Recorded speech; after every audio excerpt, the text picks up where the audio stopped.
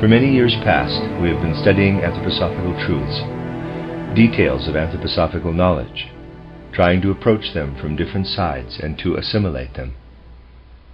In the course of the lectures now being given, and those yet to come, it will be well to ask ourselves what anthroposophy should and can give to the people of our time. We know a good deal of the content of anthroposophy, and we can therefore approach the question with a certain basis of understanding. We must, above all, remember that the anthroposophical life, the anthroposophical movement itself, must be clearly distinguished, in our minds at any rate, from any kind of special organization, from anything to which the name society might be given. The whole character of modern life will, of course, make it more and more necessary for those who want to cultivate anthroposophy to unite in a corporate sense. But this is made necessary more by the character of life itself, of life outside, than by the content or attitude of anthroposophy itself. Anthroposophy in itself could be made known to the world in the same way as anything else, as chemistry, for instance, and its truths could be accessible just as in the case of the truths of chemistry or mathematics. How individuals assimilate anthroposophy and make it a real impulse in their lives could then be a matter for individuals themselves. A society or any kind of corporate body for the cultivation of anthroposophy is made necessary because anthroposophy, as such, comes into our epoch as something new, as entirely new knowledge, which must be received into the spiritual life of humanity. Those who have not entered the sphere of anthroposophical life need a special preparation of their souls and hearts, as well as the constitution of soul belonging to the present age. Such preparation can be acquired only through the life and activities in our groups and meetings. There we adapt ourselves to a certain trend of thinking and feeling, so that we realize the significance of matters that people in the outside world who know nothing of anthroposophy will naturally regard as fantastic nonsense. It might, of course, be argued that anthroposophy could also be made more widely known through public lectures, given to entirely unprepared listeners. But those who belong to our groups in a more intimate sense will realize that the whole tone, the whole manner of delivering a lecture to an unprepared public must necessarily be different from that of a lecture given to those who, through an inner urge and through their whole attitude, are able to take seriously what the general public would not yet be able to accept. Quite certainly this stage of things will not improve in the immediate future. On the contrary, the opposition will become stronger and stronger. Opposition to anthroposophy in every domain will increase in the outside world, just because it is in the highest degree necessary for our age, and because what is the most essential at any particular time always encounters the strongest resistance.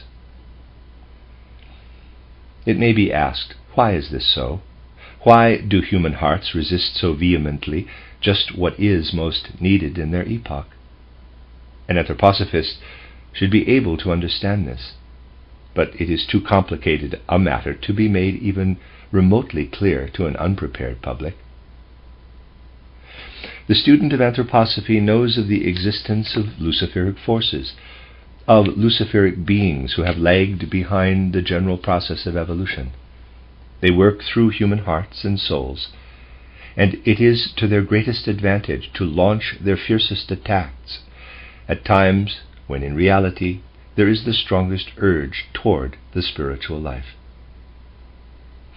Because the opposition of the human heart against the progressive impulse in evolution originates from the luciferic beings, and because these beings will launch their attacks when, as it were, they already have human beings by the throat, the resistance of human hearts will inevitably be strongest at such times. Hence we shall understand that the very reason why the most important truths for humanity have lived on from earlier times is that the strongest opposition had to be contended with. Anything that differs only slightly from what is customary in the world will rarely encounter fierce opposition. But what comes into the world because humanity has long been thirsting for but has not received it will evoke violent attacks from the Luciferic forces. Therefore, a, in quotes, society is really nothing more than a rampart against this understandable attitude of the outside world. Footnote: it must be remembered that this lecture was given in 1912, and that at the Christmas meeting of 1923 in Dornach, when Rudolf Steiner became its president, the Anthroposophical Society was given a new foundation and constitution. End of footnote.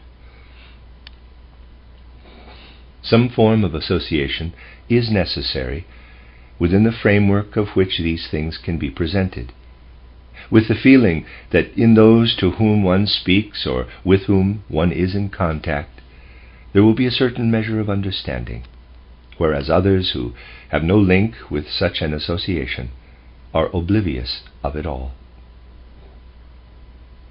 Everyone believes that what is given out in public is their own concern, and that they have to pass judgment upon it. They are instigated, of course, by the Luciferic forces.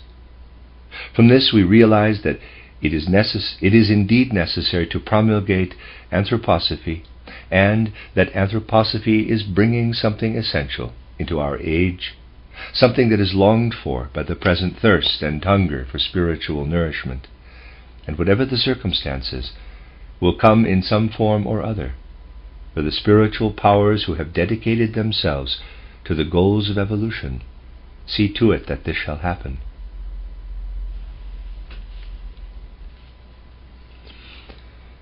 We can therefore ask, what are the most important truths that should be implanted in humanity at the present time through anthroposophy? Those for which there is the most intense thirst are the most essential.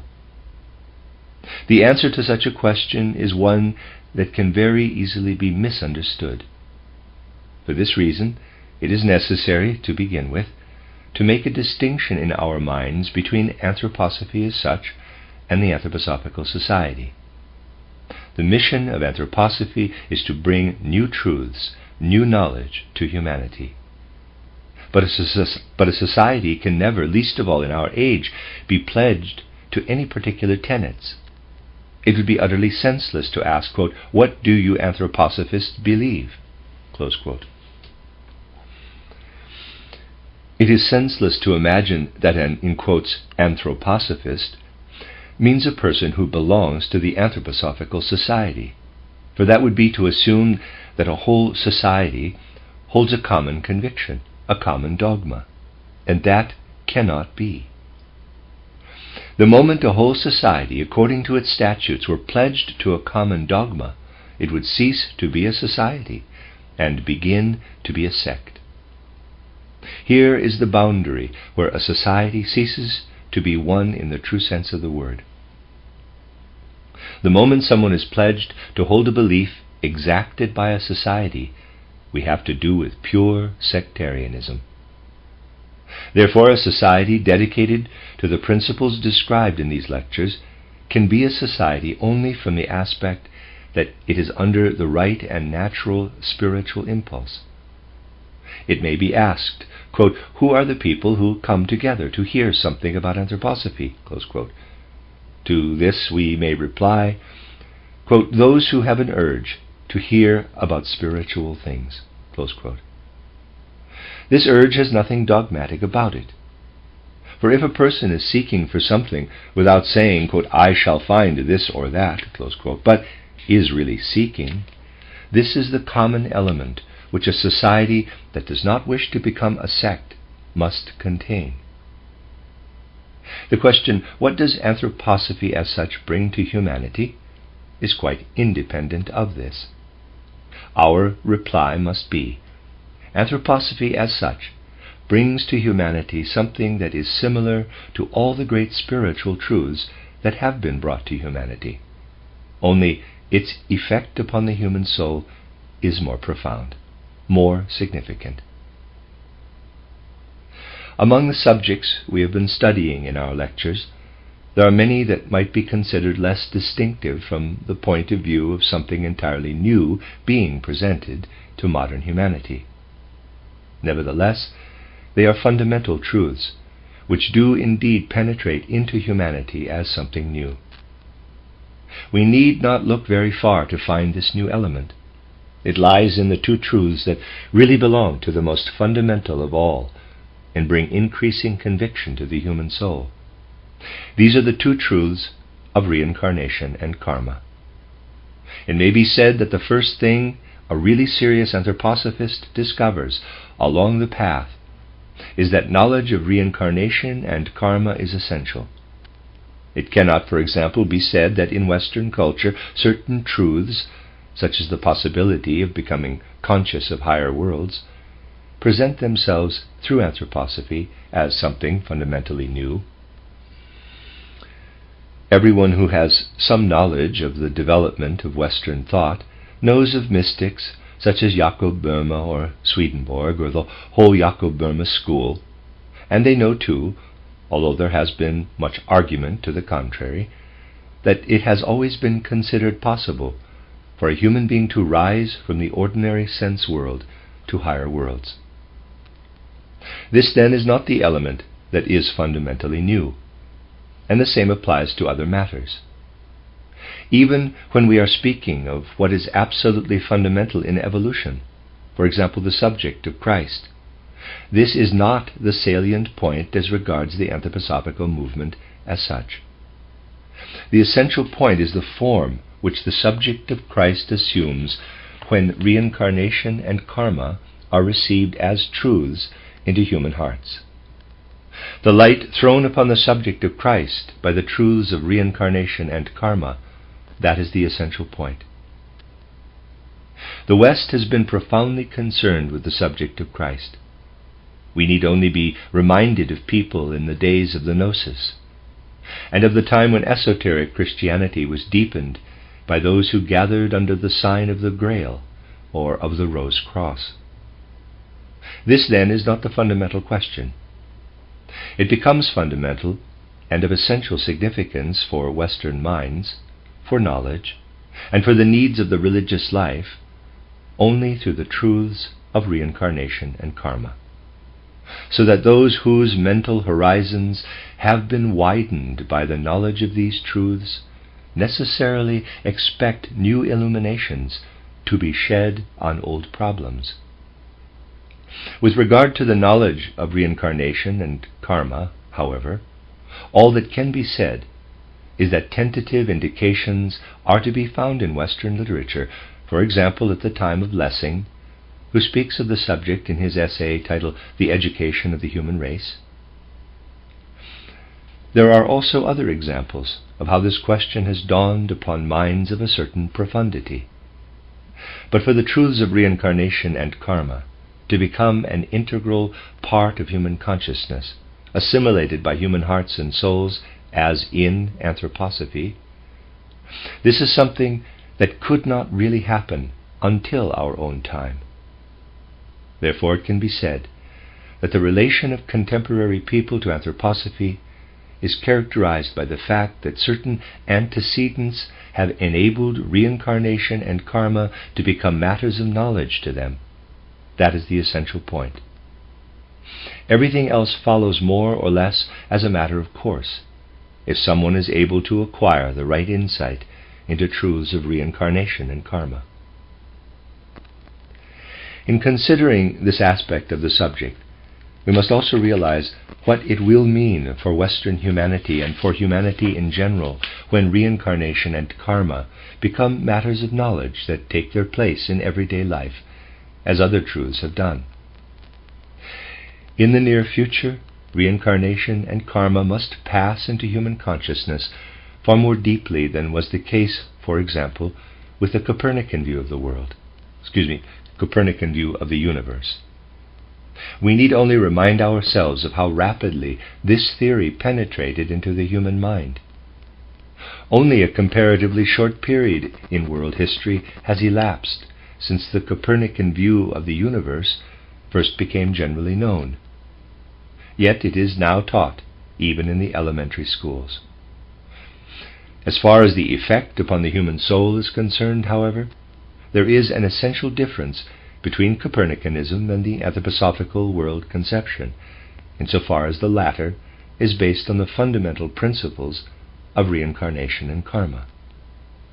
To be able to characterize the difference, one really needs a group of anthroposophists, of people who come together with goodwill to understand, for things would have to be said that would cause too great a shock to those outside the anthroposophical movement.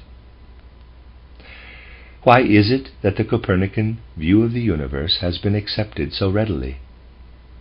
Those who have heard me speak of it, or of modern natural science in general, know well that I pass no derogatory judgment on the modern scientific mode of thinking.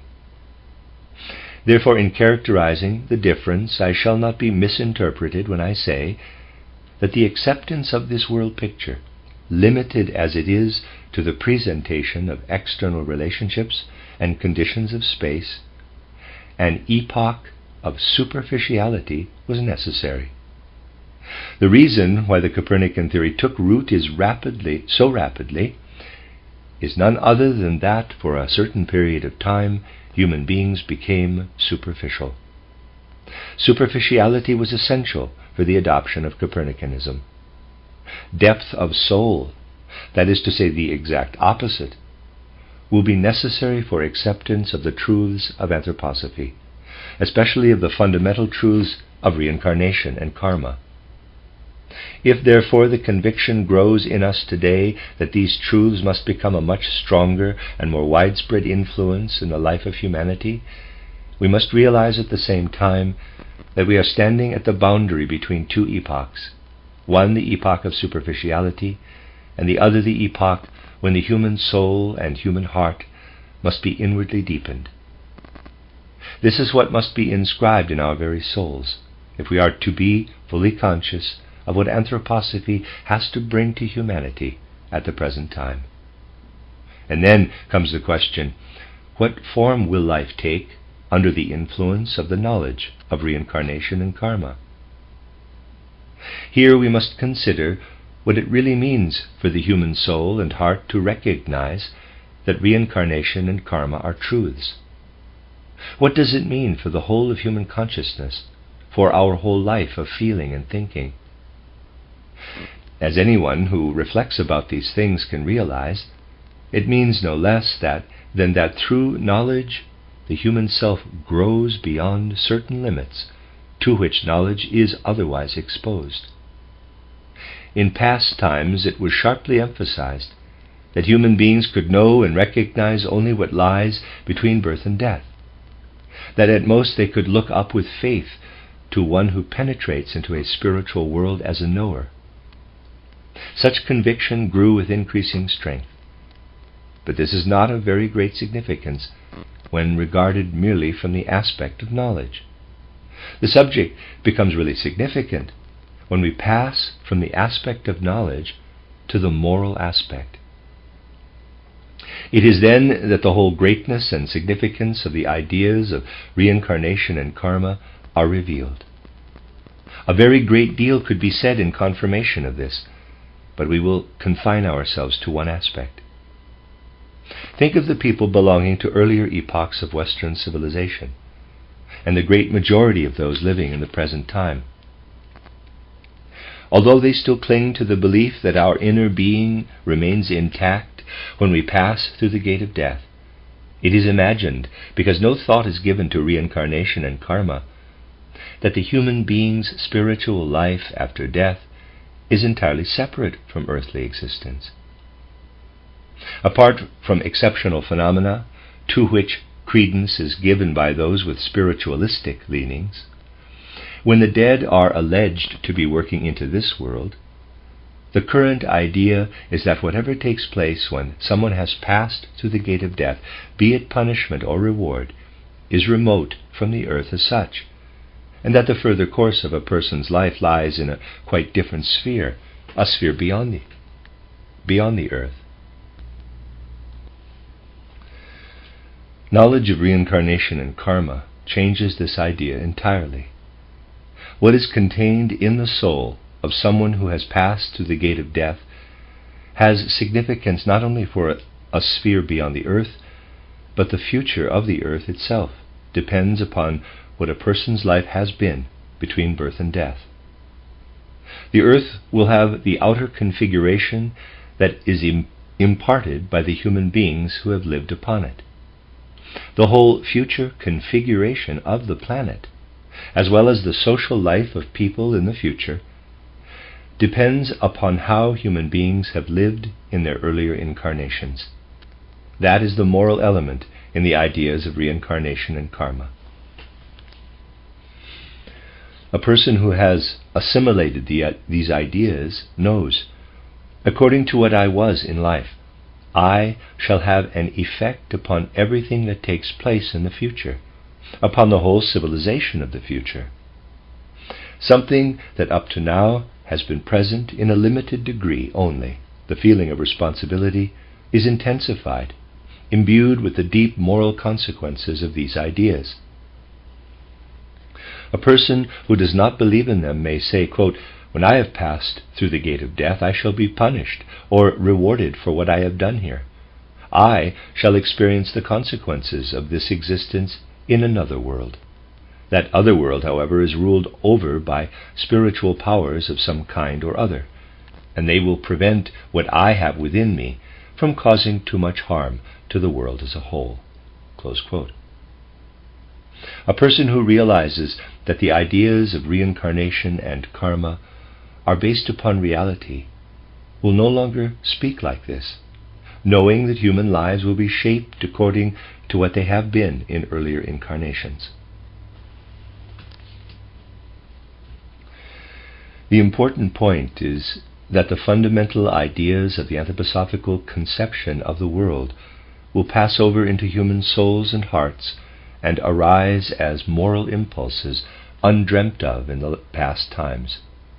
The feeling of responsibility will be intensified to a degree that was formerly impossible, and other moral insights will necessarily follow. As human beings learning to live under the influence of the ideas of reincarnation and karma, we shall come to know that our life cannot be assessed on the basis of what has taken expression in one life between birth and death, but that a period extending over many lives must be taken into account. When we encounter other people with the attitude that has prevailed hitherto, we feel sympathy or antipathy toward them, strong or moderate affection, and the like. The whole attitude of one person to another in the present age is in reality the outcome of the view that life on the earth is limited to the one period between birth and death. We live as we should, after all. We live as we should, after all, be bound to live, if it were true that human beings are on the earth only once. Our attitude to parents, brothers, sisters, friends, is colored by the belief that we have only one life on the earth. A vast transformation will take place in life when the ideas of reincarnation and karma are no longer theories held by a few people, as is the case today, for they are still largely matters of theory. It can truly be said that there are numbers of people today who believe in reincarnation and karma, but they act as if there were no such realities, as though life were actually confined to the one period between birth and death. Nor can it be otherwise, for habits change less quickly than ideas. Only when we introduce into our lives right and concrete ideas of reincarnation and karma, only then shall we find how life can be fertilized by them. As human beings, we begin life in the circle of our parents, brothers and sisters, and other relatives. In our early years, those around us are there owing to natural factors such as blood relationship, proximity, and the like. Then, as we grow up, we see how these circles expand, how we enter into quite different connections with human beings, connections that are no longer dependent on blood relationship. These things must be seen in the light of karma, and then they will illumine life in an entirely new way. Karma becomes of significance only when we grasp it as a concrete factor, when we apply to life itself the facts brought to light by spiritual scientific investigation. These facts can, of course, be discovered only by such investigation, but then they can be applied to life. An important question in connection with karma is the following: how does it come about that at the beginning of the present life, for example, we are drawn to certain others through blood relationship? Spiritual scientific investigation of this question discovers that, as a rule, for although specific facts come to light, there are countless exceptions, the human beings with whom we come to be associated involuntarily at the beginning of our life were close to us in a former life, in most cases the immediately preceding one, in middle life, in the 30s. Then we chose them voluntarily in some way, drawn to them perhaps by our hearts. It would be quite erroneous to think that the people around us at the beginning of our present life are those with whom we were also together at the beginning of a former life. Not at the beginning, not at the end, but in the middle of one life we were associated by our own choosing with those who are now our blood relations. It is frequently the case that a marriage partner whom someone has chosen deliberately will be related in the next life as father or mother, or brother or sister. Spiritual scientific investigation shows that speculative assumptions are generally incorrect, and as a rule contradicted by the actual facts. When we consider the particular case just mentioned and try to grasp it as a finding of the unbiased investigations of spiritual science, our whole relation to life is widened. In the course of Western civilization, things have reached the point where it is hardly possible for people to do otherwise than speak of chance, in quotes, when thinking about their connection with those who are blood relations. They speak of chance and, in many respects, believe in it. How indeed could they believe in anything else, if life is thought to be limited to one period only, between birth and death? As far as the one life is concerned, they will of course admit responsibility for the consequences of what was brought about. But when the self is led beyond what happens between birth and death, when this self is felt to be connected with other people of another incarnation, they feel responsible in the same way as they do for their own deeds in this life. The general view that people have themselves karmically chosen their parents is not of any special significance, but we gain an idea of this choosing that can actually be confirmed by other experiences of life when we realize that those whom we have chosen so unconsciously now were chosen by us in a former life, at an age when we were more conscious than at any other, when we were fully mature. This idea may be unpalatable to some people today, but it is true nevertheless. If people are not satisfied with their kith and kin, they will eventually come to know that they themselves laid the basis of this dissatisfaction, and that they must therefore provide differently for the next incarnation. And then the ideas of reincarnation and karma will become really fruitful in their lives.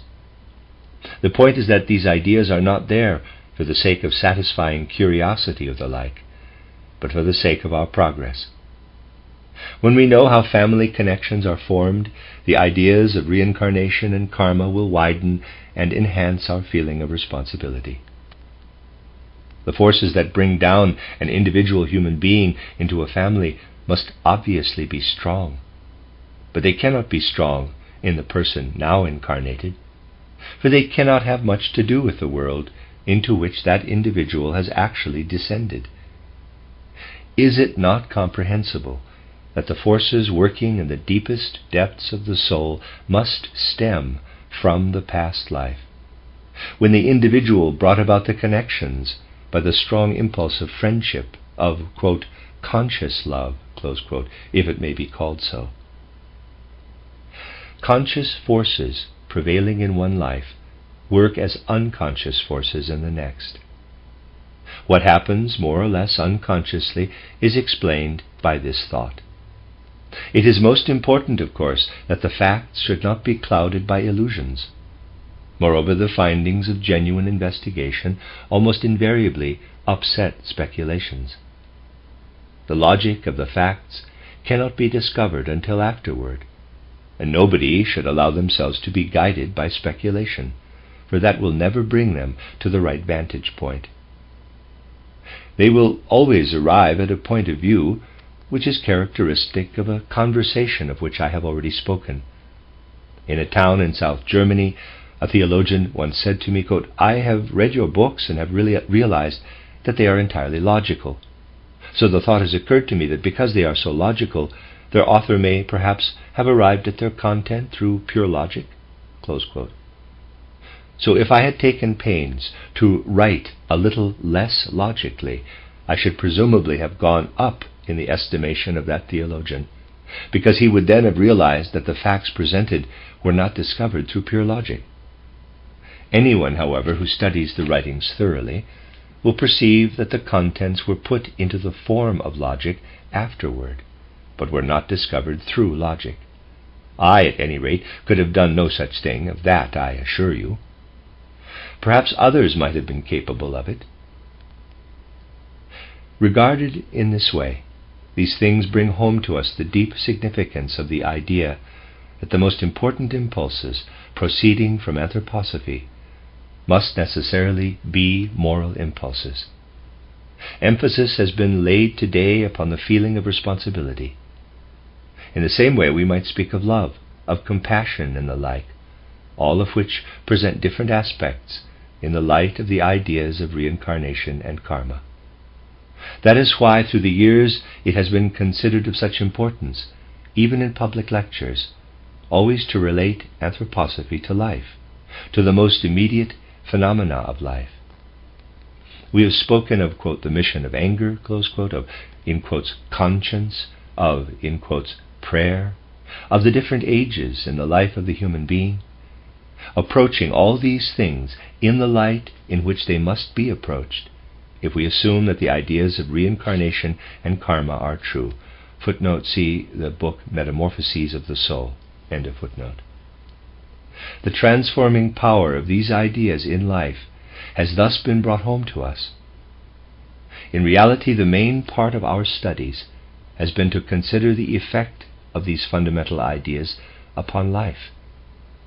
Even if it is not always possible in abstract words to convey the significance of reincarnation and karma for the heart, for conscience, for the character, for prayer, in such a way that we are able to say, if we accept the ideas of reincarnation and karma, it follows that, nevertheless, all our studies are illumined by them. The important thing for the immediate future is that everything, not only the science of the soul, but the other sciences too, shall be influenced by these ideas. If you study a human being, such as the last public one, if you study a lecture such as the last public one on, quote, death in the human being, animal and plant, close quote, you will see that it was a matter of showing how people will learn to think of death in plant, animal, and the human being when they discern in themselves that which stretches beyond the single human life. It was made clear that the self is different in each case. In the human being there is an individual ego. In the animal there is a group soul. And in the plant we have to do with part of the whole planetary soul. In the case of the plant, what we see outwardly as dying and budding is to be conceived of simply as a process of falling asleep and waking. In the animal there is again a difference. Here we find a certain degree of resemblance to the human being inasmuch as in a single incarnation a self comes into some kind of evidence. But in humans alone, who themselves bring about their incarnation, we realize that death is the guarantee of immortality, and that the word death can be used in this sense only in the case of the human being. In using the word death in the general sense, therefore, it must be emphasized that dying has a different signification according to whether we are speaking of the human being or animal or plant. When anthroposophists are able to accept the ideas of reincarnation and karma in the form in which we must present them, as distinct from earlier conceptions, such as are found, for example, in Buddhism, their studies will lead them quite naturally to other things. That is why our work has been mainly devoted to studying what effect the ideas of reincarnation and karma can have upon the whole of human life. In this connection, it is obvious that the work of any anthroposophical association or society must be in conformity with the mission of anthroposophy. It is therefore understandable that when we speak about questions that may seem to those outside anthroposophy to be the most important, the fundamental truths, are the basis upon which we speak of matters closely concerning every human Western soul. It is quite conceivable that some people might accept from anthroposophy those things that have been described today as fundamentally new, and not concern themselves at all with any of the differences between the various religions. For the science of comparative religion is by no means an essential feature of modern spiritual science. A great deal of research is devoted to the subject of comparative religion today, and in comparison with it, the studies pursued in certain societies connected with spiritual science are by no means the more profound. The point of real importance is that in anthroposophy all these things shall be illumined by the ideas of reincarnation and karma. In another connection, still, the feeling of responsibility will be essentially enhanced under the influence of these ideas. If we consider what has been said today about blood relationship and companions once freely chosen by ourselves, a certain antithesis comes into evidence. What in one life is the most inward and intimate impulse is in the next life the most outwardly manifest. When in one incarnation our deepest feelings of affection go out to certain human beings, we are preparing an outer relationship for another incarnation, a blood relationship maybe. The same principle applies in another sphere. The way in which we think about some matter that may seem to us devoid of reality in one incarnation will be the most determinative factor in the impulses of the next. The quality of our thinking, whether we approach a truth lightly or try to verify it by every means at our command, whether we have a sense for truth or a tendency to fanaticism, all this, as the result of assimilating the ideas of reincarnation and karma, will have a bearing upon our evolution. What is hidden within our being in the present incarnation will be most in evidence in the next. A person who tells many untruths or is inclined to take things superficially will be a thoughtless character in the next or a later incarnation. For what we think, how we think, what attitude we have to truth, in other words, what we are inwardly in this incarnation, will be the standard of our conduct in the next. If, for example, in this incarnation we too hastily form a derogatory judgment of someone, who, if really put to the test, might prove to be a good or even a moderately good person, and we carry this thought through life, we shall become unbearable, quarrelsome people in the next incarnation. Here is another illustration of the importance of widening and intensifying the moral element in the soul.